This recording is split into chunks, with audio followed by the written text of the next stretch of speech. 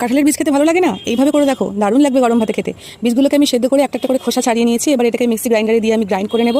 এইভাবে গ্রাইন্ড করে নেওয়ার পরে এর মধ্যে দেবো আমি কাঁচা লঙ্কা বাটা পরিমাণ মতো, আর দেবো কাঁচা রসুন বাটা, তারপরে দেবো স্বাদ মতো নুন, তারপরে দেবো একটু সামান্য কালো জিরে, আর দেবো কাঁচা সর্ষের তেল দিয়ে এবারে এটাকে ভালো করে মাখিয়ে নেবো। সমস্ত জিনিসগুলোকে একসাথে মাখিয়ে এভাবে মণ্ড তৈরি করে নেব। এবারে আমি নেব কুমড়ো পাতা, কচি কুমড়ো পাতা কয়েকটা নিয়েছি। সেগুলোকে ভালোভাবে পেতে এই মণ্ডটাকে এই পাতার মধ্যে ভালো করে মুড়িয়ে নিয়েছি। মুড়িয়ে নেওয়ার পরে এবার একটা সাদা কাপড় নেব পরিষ্কার। এই কাপড়টার মধ্যে আবার ভালো করে সমস্ত জিনিসগুলোকে মুড়িয়ে বেঁধে দেবো।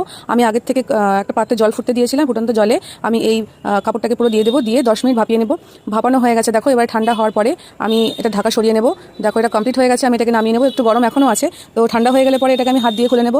দেখো সমস্ত পাতাগুলো সেদ্ধ হয়ে গেছে। এবার পাতাগুলোর সাথে সমস্ত মাখাটাকে আমি একটা ফর্কের সাহায্যে মিশিয়ে নেব। মিশিয়ে কড়াই গরম করতে দেবো। গরম করতে দিয়ে সামান্য সর্ষের তেল দেবো, দিয়ে এই বাটাটাকে আমি এই তেলের মধ্যে ভালো করে ভেজে নেব। ভালো করে মোটামুটি মাখা মাখা করে ভেজে নেব, যাতে কড়াই না লেগে যায়। ব্যাস, এবারে নামিয়ে নেব। গরম ভাতে খাওয়ার জন্য রেডি। Thank you.